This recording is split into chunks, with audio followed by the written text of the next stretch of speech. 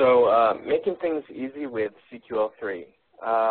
So Cassandra is a columnar database, and this is the representation that we're going to be using for a row in the presentation.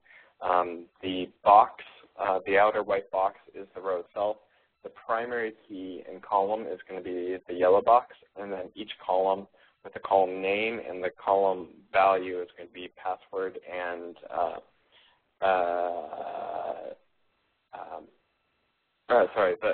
the column name would be password in this instance, and the column value would be that 4CF string. So Cassandra is a columnar database. Now, what does that mean? So just like any other database, Cassandra has rows, just like a row in this example. And tables can have the same number of rows, the same number of columns across all the rows. So we would call this a static schema. Or you can have rows that have different sets of columns, and those columns don't have to overlap. So in this example, we've got one row with 3 columns, and we've got another row with 5 columns. And the user one row just has 3 of those, and the other columns just don't exist. It's not like we're storing a placeholder like we would in Postgres or Oracle, where we have the column values written to disk and they're just set to null. In Cassandra, they just don't exist. So that's going to enable us to do some really interesting use cases where we have these really wide rows where we can do things like store time series data. And we'll get into modeling that sort of representation a little bit later in the presentation. So a couple other ideas and concepts that I want to introduce you to. So in Cassandra, we have this concept of a column family, and that just maps to a table in SQL or Oracle. So every time I say column family, just think a table. And in Cassandra, we've got keyspaces, which are collections of column families, and column families have rows and columns. And it's pretty simple. So keyspace is equivalent to a database in Postgres or MySQL or Oracle, and a column family is equivalent to a table. So that's the conceptual stuff. Let's go ahead and drop to a shell. Cassandra ships with a couple different utilities for interacting with it. I'm going to be using CQL-SH. That is the SQL shell, just like a SQL shell, SQL shell, with Oracle or Postgres or what have you. And for all of these examples, I'm going to be using the newly released Cassandra 2.0 because I'm going to be highlighting some new functionality that was recently added. So right now, this is a Cassandra cluster with no data whatsoever, and it's just running on my local host. So the first thing that we're going to need to do is we're going to have to create a key space. So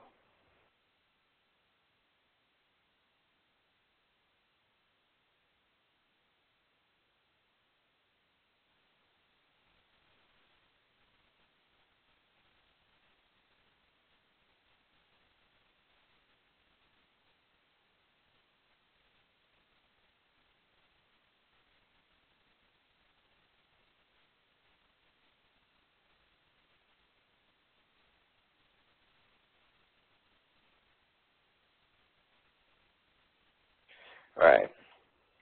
So what did I just do? So I created a key space or a database, however you want to think about it, with a couple of different options. The first one is the class. That class allows me to change the behavior of how information is replicated around the cluster.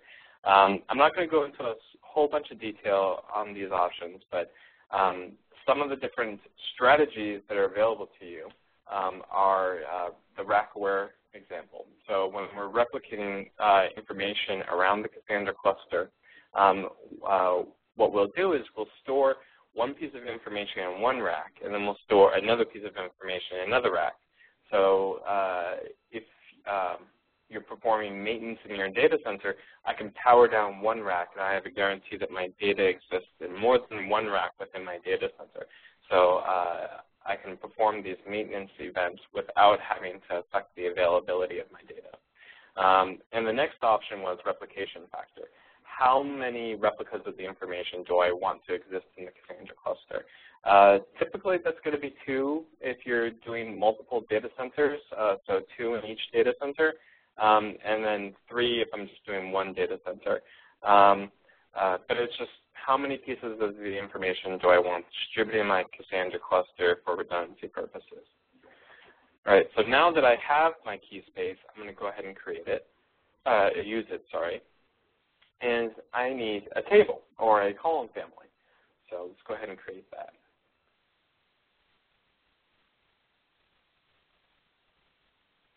So I'm just going to create a table called users, and I need a couple different columns. I'm going to have a primary ID, which is going to be a varchar. I'm going to have, oops, set that as the primary key.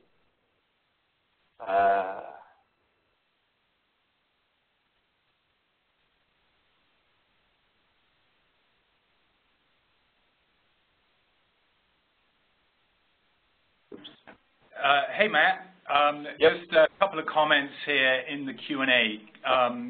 Can you speak up a lot louder as you're presenting would be great. Sure.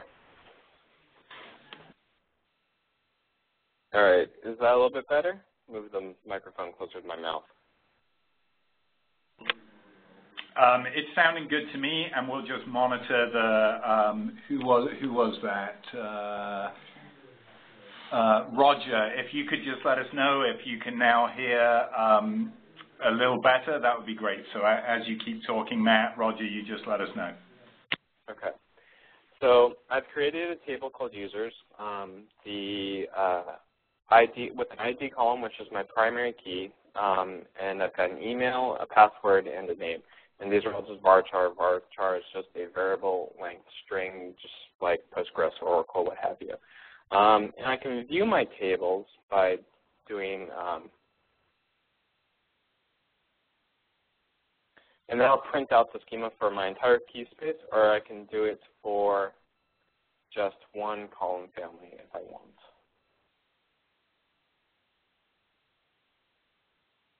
All right. So let's go ahead and insert some data.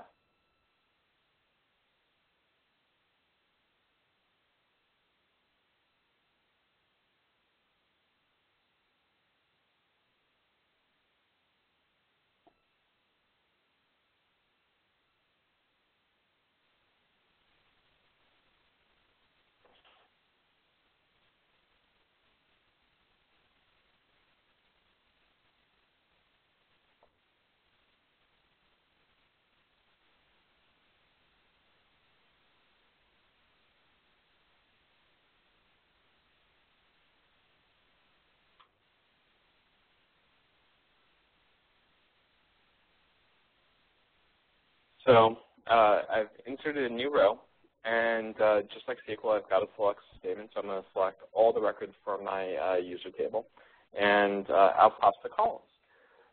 So pretty straightforward. This should be familiar to anybody. The one difference, I can add columns on the fly. So let's go ahead and add a type column to this user table, so I can keep track of what type of permissions different users have. So I'm going to do alter.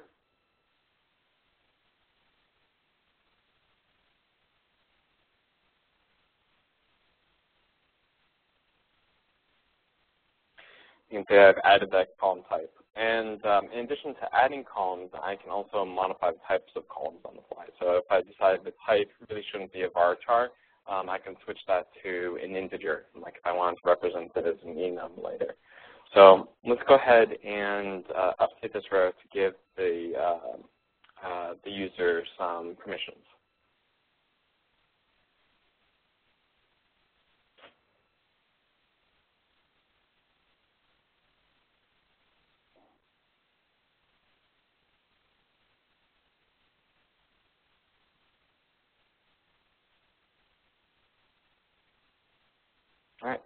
So pretty straightforward.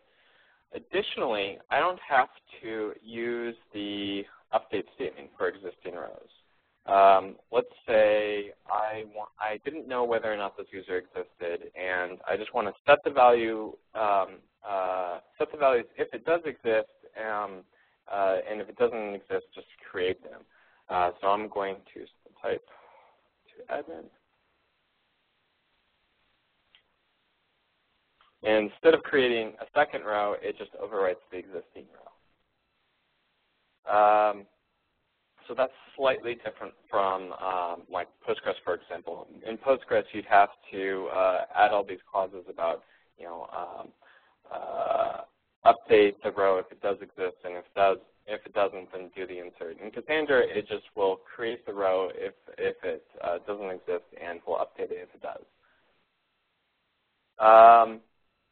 So let's talk a little bit about selects. So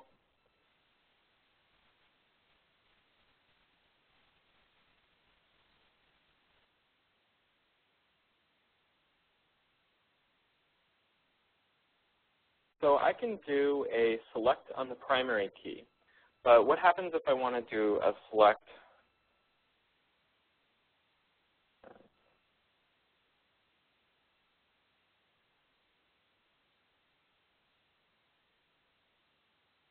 That doesn't work. In a normal relational database like Oracle or Postgres, because all of the data exists on an individual machine, I can always fall back to doing a linear scan of my data.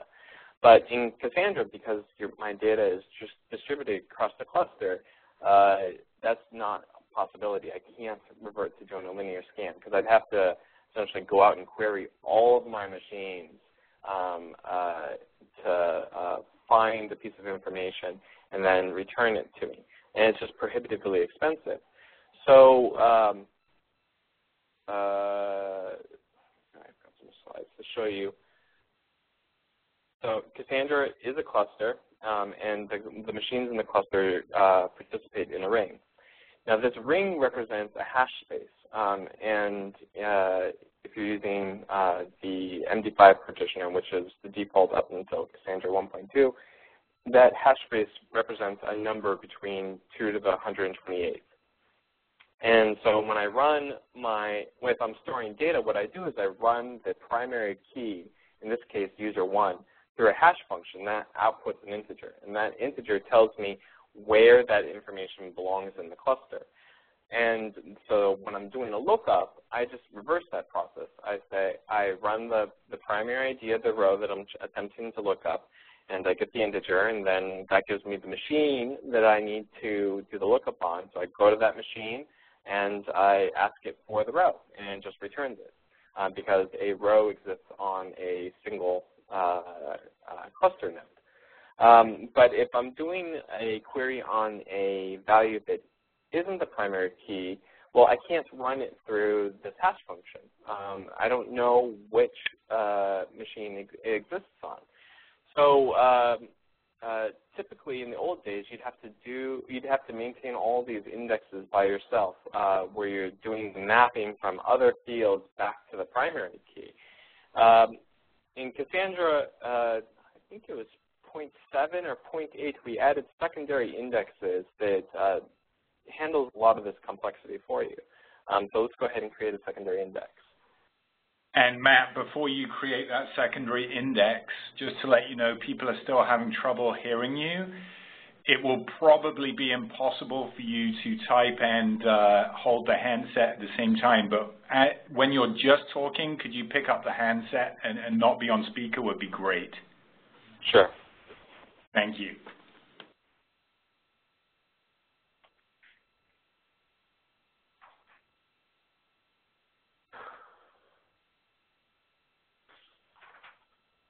Okay.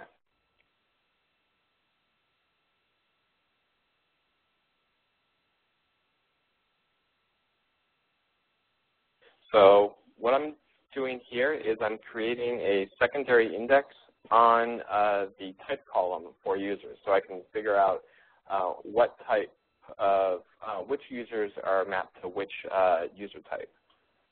So I can rerun that previous query. Oops.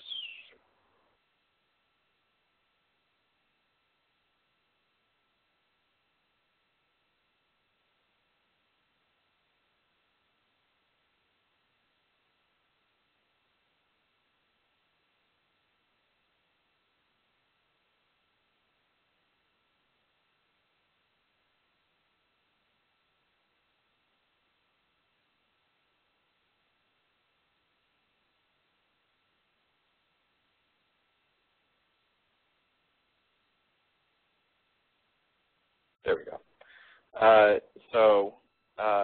I've created a secondary index on name, and so I can reverse the name of my user to the primary ID.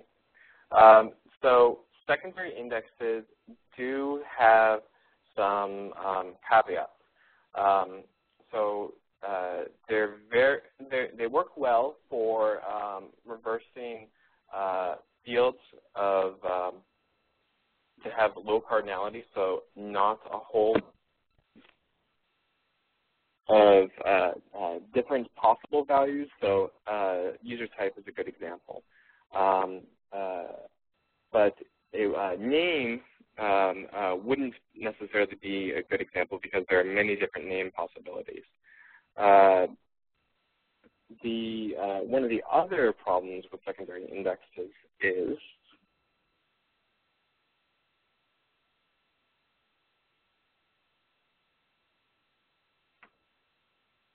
that I can only execute. The query planner will only use one index at a time, and I can't do I can't do scans over other fields without reverting to this functionality called filtering. And filtering allows you to do a linear scan across the indexes or across the columns within an individual row. And it works, but the performance is unpredictable. So you could have one result that returns very quickly, let's say 5 milliseconds, 10 milliseconds. And you have other results that take 10 seconds or more. Additionally, if you have very wide rows or you have indexes that return a large number of primary keys that would map to your query, it's the possibility that you blow the heap of your Cassandra node as well. So they work well for some use cases, but you still have to fall back to maintaining your own column families for doing some of these reverse lookups in some cases. So in addition to the standard types that we're all familiar with, such as varchar and ints and text and blobs and stuff like that for columns, we also have some interesting types that aren't found in other databases, one of which being collections. So in addition to having, let's say, a varchar as a column, I can also have a map, and that map can be a set of key value pairs, and I can specify what type I should use as both the key and the value of that map. I can also have sets. I can also have lists. So let's go ahead and create a map.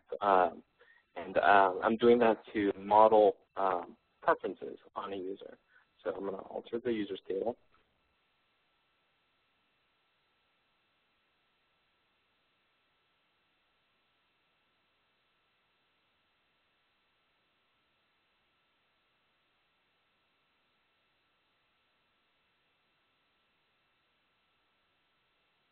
Oops.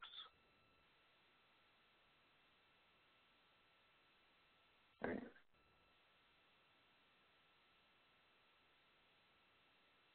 You can see the press column. So let's go ahead and add some information.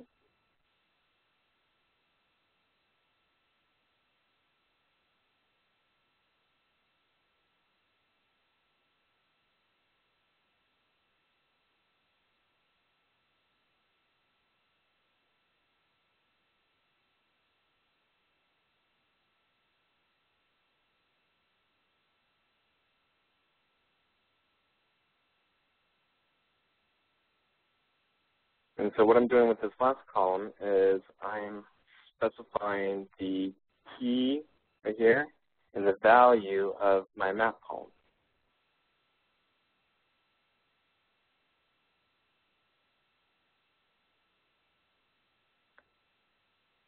So that makes it really easy to do things. So like in a normal relational database, I would create multiple tables to represent my user. I'd have one for just the basic user information like password, email address, etc. Then I'd have another table just to map the preferences for that user, and it would be a one-to-many relationship. So I'd have a preferences table that has the primary ID of the preference, and I'd have a foreign key that maps back to my user table, and I'd have the name of my preference and the value of that preference. In order to query my user's preferences, I'd either have to do a join or I'd have to do multiple lookups. With Cassandra, because we allow you to do these complex collections, then you can get away with using only one table, and you can do one row fetch to get these really complex objects that would typically be represented by many, many tables. So when people are making the transition from SQL to Cassandra, it's not uncommon to go from like 7 or 10 different tables down to 2 or 3 different tables when migrating existing data.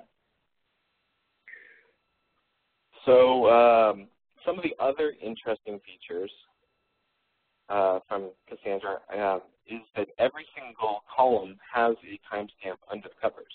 So let's say I want to see the last time the user set their password. In a normal relational database, I'd have to either look at the logs or I would have to add a column that is password last modified. With Cassandra, under the covers, we keep a timestamp for every single column. So let's go ahead and query that.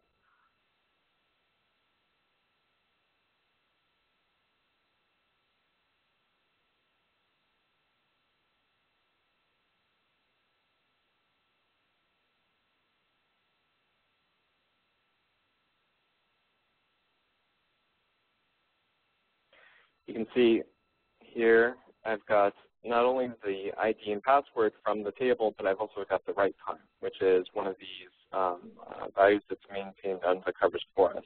And this is just a Java timestamp. Well,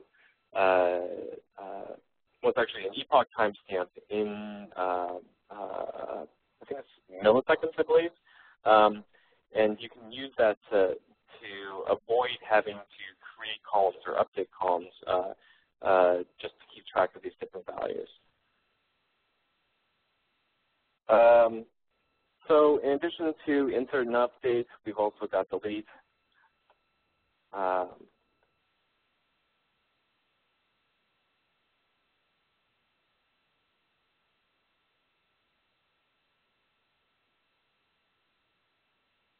So you can delete the row. The only caveat is that you have to delete the row using the primary key. I can't do a delete using a secondary index, for example. Another really interesting example is lightweight transactions, and this was added as a new feature to Cassandra 2.0.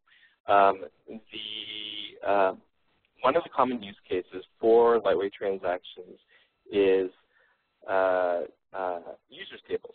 So I have a table that holds all of my user records, and I want to make sure that only one person with that email address or with that username exists. I don't want 2 people signing up and possibly overwriting each other's records. And then, and typically doing this in Cassandra was difficult because it didn't have transactions. I would have to do a read to see whether or not that record exists. And then if I attempted to do a write immediately afterwards, well, somebody else could have swooped in between the time of me doing the read and me writing the information. So it's still possible for two people to try and to overwrite the same record. And you'd have to have some other locking service outside of your database, such as Zookeeper or something like that.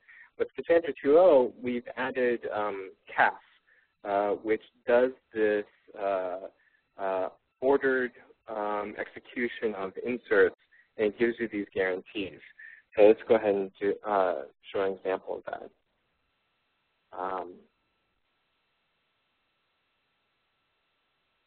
So I'm going to take my normal insert statement. I'm going to add the clause if not exists to the end of it.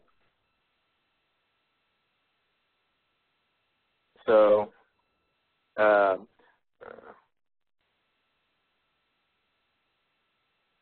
delete the wrong row. So I'm going to insert into the users table, and because that row didn't exist, it says applied true.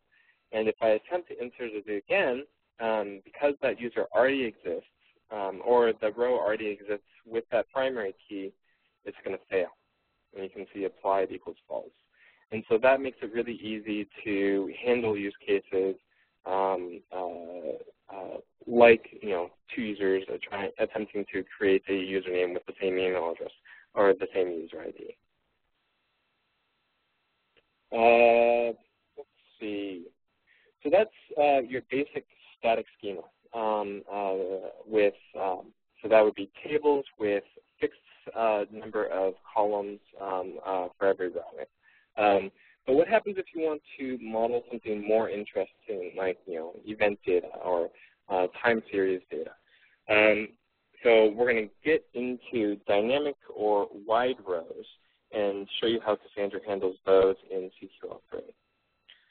So I'm going to create a new table.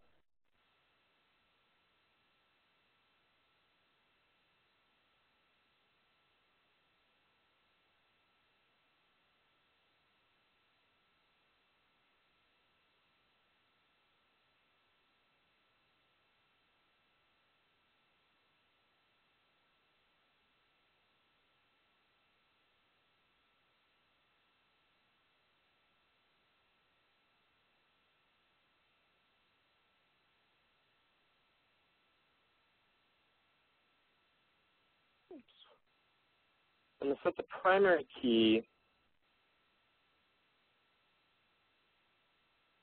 to a composite.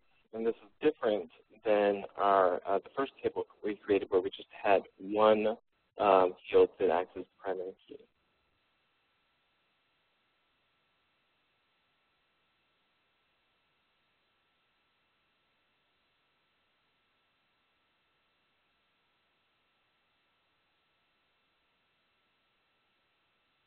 Oops.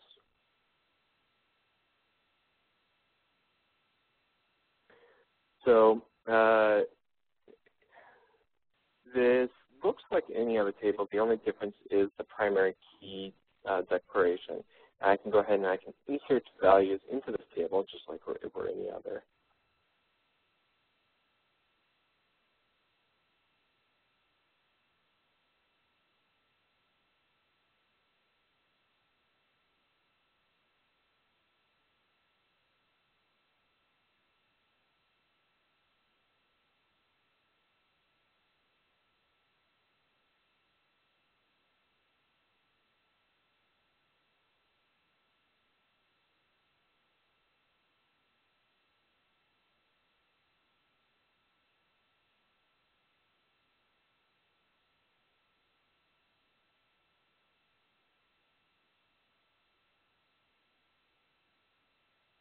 I'm just creating a couple different events to make this more interesting.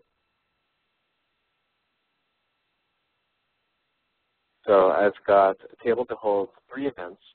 They're all for the same user. So user 1 with the events login and a different timestamp, and they're coming in from the main page. And the data is just going to be specific to the event type. So these are all login events. Let's add one more interesting thing. Let's do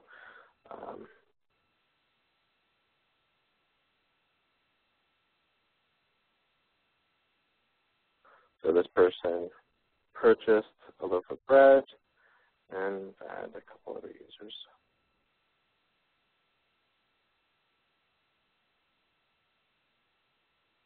Right. So why is this different?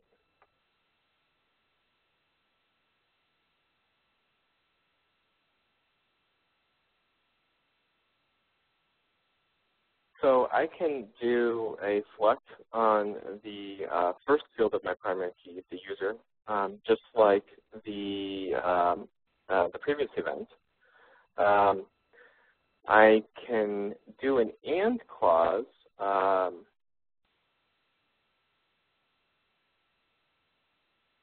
and select just rows that were created by user and have the event set to login. And I can also do things like select just a range of events based on the time. Time is greater than, let's do.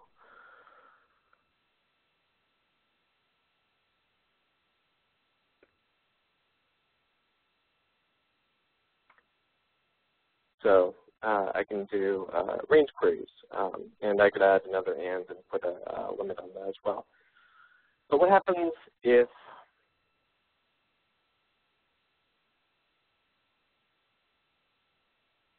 I do that? Well, I get an error. So what's going on here? So primary keys make it very easy to select or to narrow down the rows I want if I'm querying in a hierarchy. So I want to know, in this example, all rows to match the first element of the primary key, or all elements to match the first two elements. All rows to match the first two elements of my primary key, or even the third element of my primary key. But if I do those out of order, then I get an error. So in Cassandra,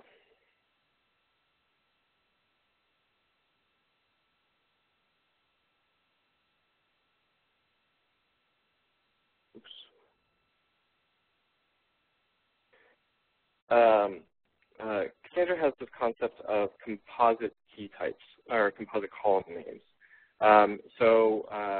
Here's my row, and I've got a column that acts as my primary key. So in this instance, it's just ID and user1.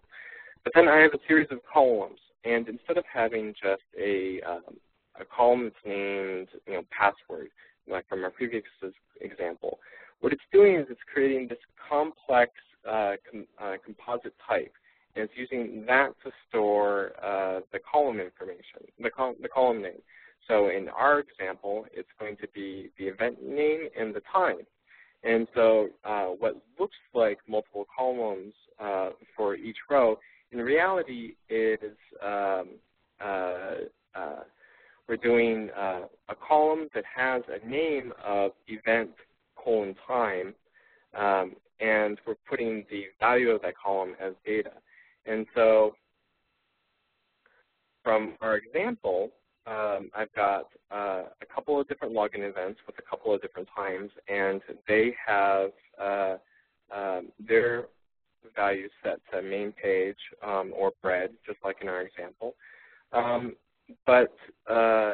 so that allows us to scan through the columns in a row and easily filter for columns that just match our event type or our time.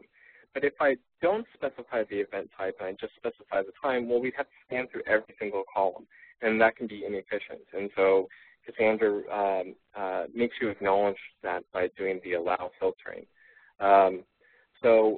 What looks like multiple rows in Cassandra is actually just one row, and it makes it very efficient to sort of scan through these different ranges, but there are some limits to the queries.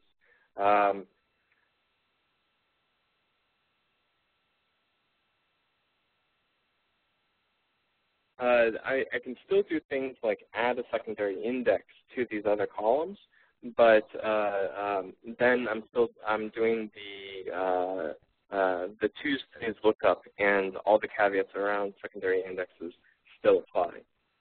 Let's see. So while we're on the subject of events, one of the other common things that people like to do is age out their event data. So if I'm storing lots and lots of events, I'm keeping track of every single click that every single user is doing on a website, this is going to generate a lot of data. Maybe I only want the last 30 days or the last 60 days of information, and I want the rest to age out. Previously, or with other databases, I'd have to run these giant scans or these giant queries and delete my data.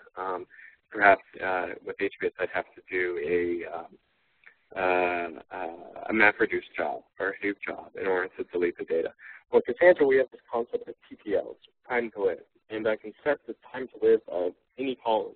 And so I can say that this column should only exist for 10 seconds or 60 days, and after that, it will become unavailable. So to all columns have what is essentially so you could TTLs are stored sparse. So unless it's set, it's just null. And if you create a TTL on a column, we add another 8-byte integer to that column. So let's go ahead and make that visible.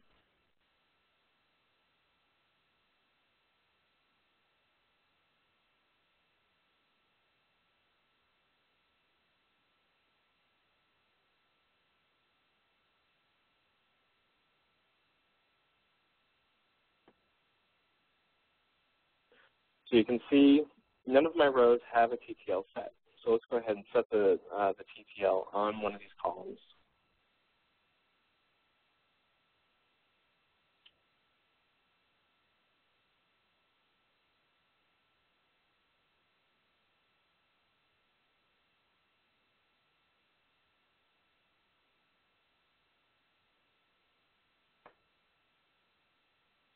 Actually, that's probably just easier. And Matt, just to let you know, we have loads and loads of questions.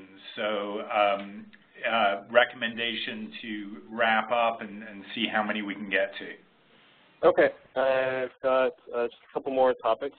So I'm going to set the TTL to 10 for this row.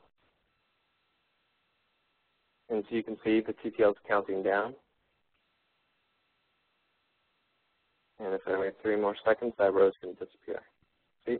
Gone. So that's a way to easily add, to easily age out information.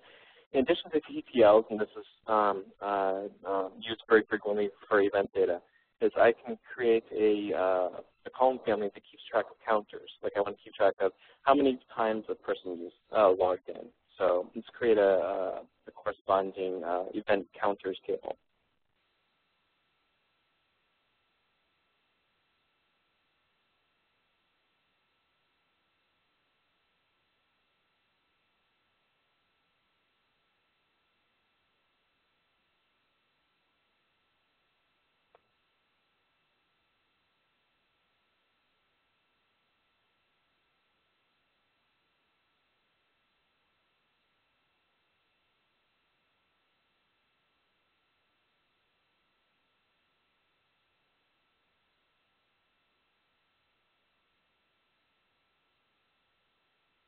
And let's go ahead and do an insert. One of the interesting things about counter column families is that I don't have to have an existing row in order to do an update statement. So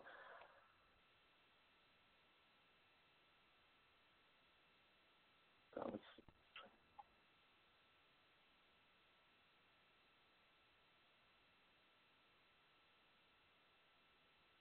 to show you that there are no rows.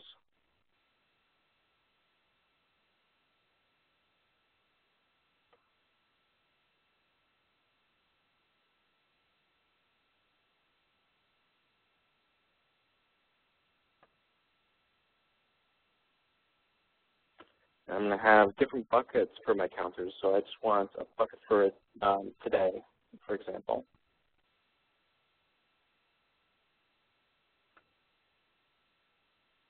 is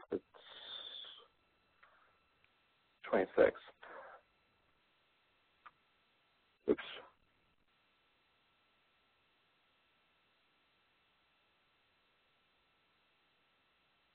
Oops. Sorry.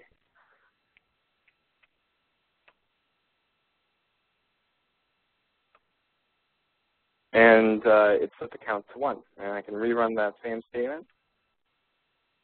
It's going to go ahead and increment it. So I don't have to know what the count is. I just have to say, what I want to increment and by how much. And it doesn't have to be 1. It could be -1. You can see it drops back down to 1.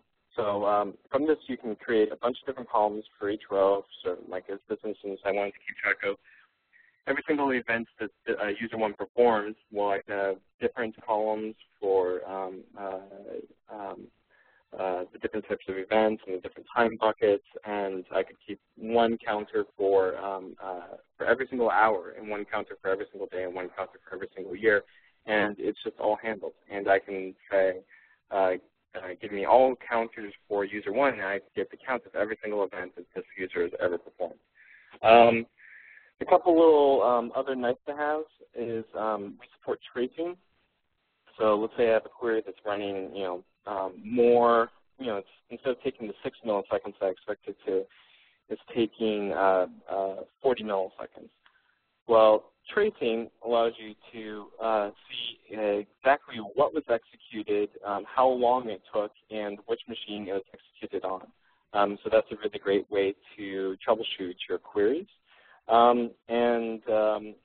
You can describe not only your tables, but your key spaces to get your schema. And then, of course, there's the drop statement.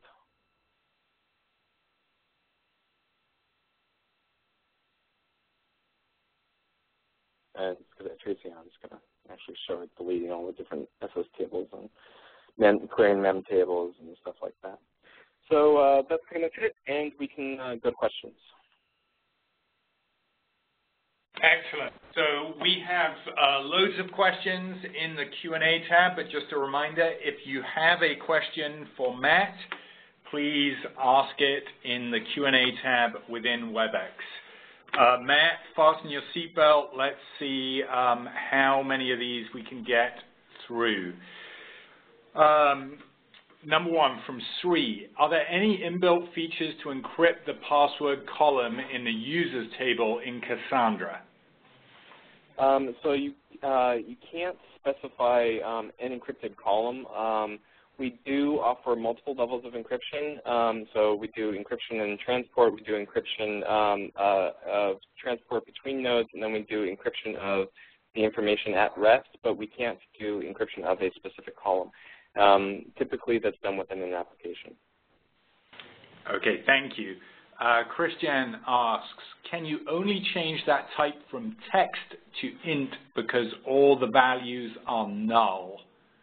So that was in one of the examples. So the values aren't actually null, they're just not present. And so in a normal relational database, you would have a value for that column, and it would, so let's say in Oracle, if you allow a column to be null, it's actually storing the space that would be required to set an integer, and the value would be null. But it's still taking up 8 bytes or 16 bytes or however many bytes on disk. In Cassandra, that column just doesn't exist. So you can change the type of any column on the fly, and it's not actually going to go through and modify the contents on disk. What it's doing is just changing the validator for new data that's coming in. So if I change the type from varchar to int, it's not going to affect the existing data on disk. It's just going to, for new data coming into the system, either accept or reject it depending on the value of the column. Thank you. Rob asks, if I want to interface with Cassandra from some OO language, is that object-oriented language, using a driver, does it matter if I use SQL SH or Cassandra CLI to initially set up column families?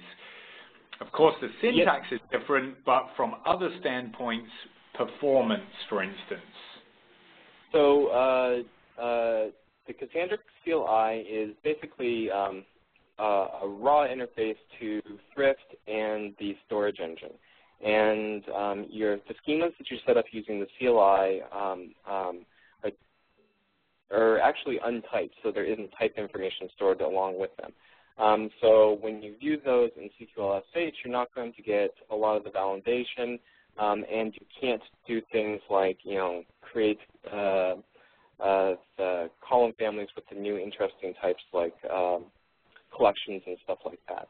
So you're going to want to create your schema using SQL SH if you want access to those new features. Additionally, if you create a column family in SQLSH to make it accessible via Thrift, then or via the CLI, you want to make sure you specify with compact storage.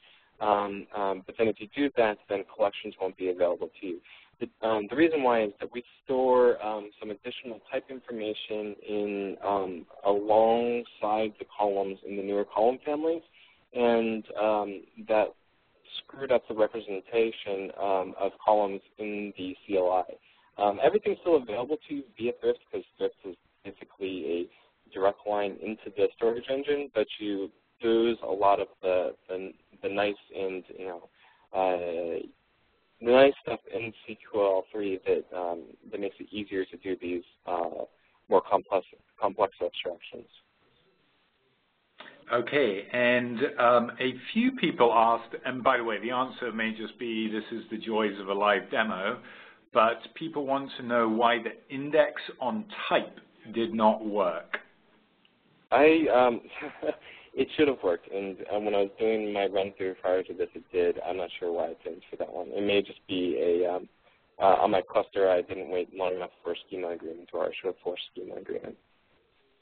Okay, great. So everyone, that should have worked did not. Joy of a live demo. How many, Brian asked as a follow-up to that, how many secondary indexes can you create? You can create one per column, but the planner, the query planner only currently uses one index at a time. Okay, Tao asks, can I do alter table users, add prefs map, varchar maps, varchar varchar? So nested collections. So you can't using the current implementation, but that's on the roadmap. Mia asks, can map column be used as a primary key or secondary index, and can we query on it? You can't create indexes on collections, so maps in this instance, and you can't query on values. They're opaque for the purposes of queries. And Mia asks, related to maps, can a map column, no, I just asked that. How is a map column different from just storing JSON text? So in JSON text, so in a map, or let's say I'm using a set or a list, I can just append a new value to the set or the list using an update statement. If I was doing the same thing with JSON, then I'd have to read out the entire value, deserialize it, modify it, and then rewrite that entire value. Also, it's not the collections are also going to be available to you in Hadoop and Solr. Well, at least in the Solr, it'll be present in the next release in DSE. But if I were to use JSON, then that would just show up as an opaque blob of data to my applications. And so it makes the interoperability much more difficult. And for those of you unfamiliar with our acronyms, DSE is DataStax Enterprise. Jimmy asks, is there a practical limit on the number of items that can or should be contained within a collection column? I would say the upper limit is somewhere in the hundreds or thousands. You just have to keep in mind that a collection occupies one column, and so in order to deserialize it, you have to deserialize the entire column. So if you allow it to get too big, then it's going to slow down fetching that column and returning the results to your application. So that's the main limit. If you start storing many items in your collection, then I would suggest moving to using a composite primary key. And we've got some good examples in the Cassandra documentation on the DataStax website. Or you can ping me afterwards and I can show you how to model the information. Okay, and we should let everyone know what's the best way to, I don't want to blow up your inbox, Matt, but what's the best way to maybe ask some of these follow-up questions? Is it via Twitter? Yeah, I'm available via Twitter. My Twitter handle is @MattStump, so that's pretty easy. And you can reach out to me, and I'll do my best to answer my question. If I can't answer it, then I'll direct you to the people that can. And then always the Cassandra mailing list and the IRC on Freenode, great resources for getting questions answered. Stack Overflow also. Okay, would lightweight transactions allow conditional updates? Yes. Yeah, you can say if this column value equals some value, then perform the update, and if it doesn't equal that value, it'll just reject it. Maybe too much to get into here, but we've talked about the similarities with SQL. How is CQL different from SQL? So what are some of the things that CQL can do that SQL can't do, for example? So SQL with an S, it always has the possibility of reverting to a linear scan of my data. So let's say I'm querying on a value that's not my primary key, and it's not an indexed value. Well, the query planner is just going to fall back to scanning through every single row in my database to figure out which rows match. Because Cassandra is a distributed system, doing a linear scan would involve scanning not only the information on a single machine, but every single machine in the cluster. And clusters can be very big. We've got, in production clusters in excess of 1,500 nodes.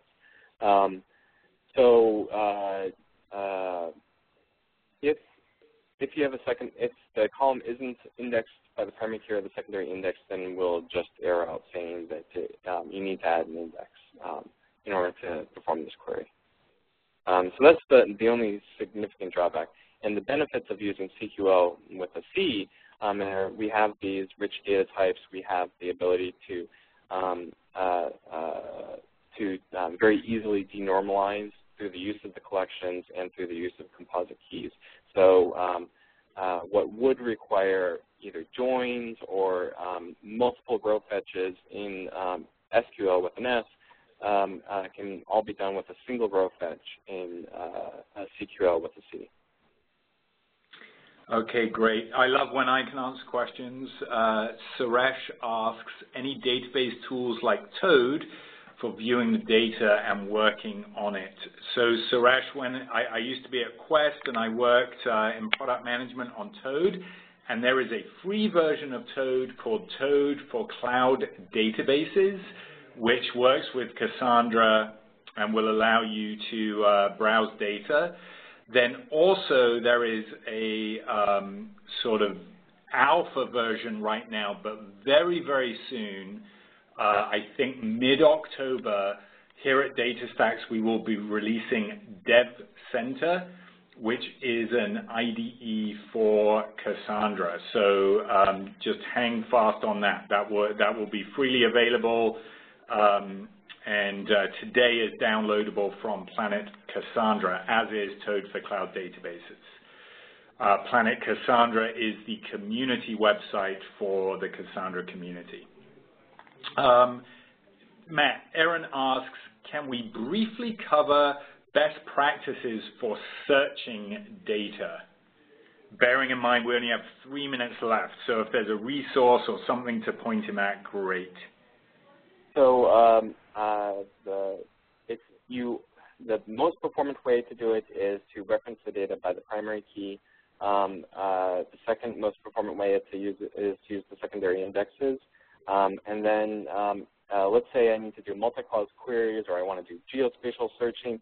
Well, we have a product called DSE, DSX Enterprise, which integrates Solr into Cassandra. That means that all the data that's stored in Cassandra is indexed by Solr, and any of the information indexed by Solr is stored in Cassandra, and it allows you to run really complex multi-clause queries. Essentially, the full capabilities of Solr are available to you in a distributed, easy-to-deploy fashion.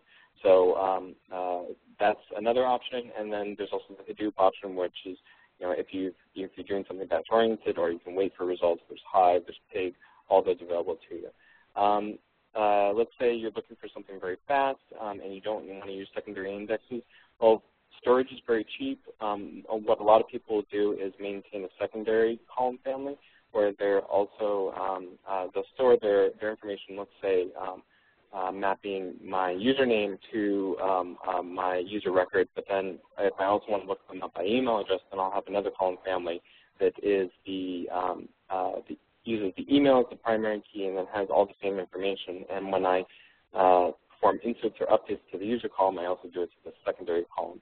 And then when I perform a query, I query the column family that best matches my my needs. Okay, great. There's probably time for one more question. I am going to do an output of all these questions because, Matt, we have only touched on a fraction. I think what I want to do is get a panel of experts on a webinar, so after the next webinar on October 3rd, and we just do a Q&A session and try and get through as many questions as possible because obviously, this is very, very hot topics we're around here. So last question is one that we need to answer for clarification. Steve asks, when using a compound primary key, does each user event time combination represent a distinct row? He thought that you said something to the contrary, and he's just trying to understand how Cassandra stores the data. So if you're using a composite key, that composite key is going to have a couple different clauses. So in our example, it was the first one was username, the second one was event name, and the third one was timestamp. The first clause in that primary key is going to be used as the primary key for the row. And then the other items in that primary key are actually used as the column names. So if I do a query, and that query is asking for, in our instance, anything for user 1, well, that's going to be one row, and it's stored as one row under the covers, and everything else is stored as columns. And for the ease of use with other tools like ODBC, et cetera, we transpose the results and make it look like these narrow rows because they have trouble understanding the rows with, billions of columns. Okay, well, Matt, thank you so much for joining us today. Thank you, everyone. I'm sorry we didn't get to all the questions, but as I said, we will set up a webinar just with a panel of experts to go through as many of these as possible. So stay tuned. The next webinar is on October 3rd. We take a deeper dive into Cassandra 2.0. That will be with Patrick McFadden. Please join us then.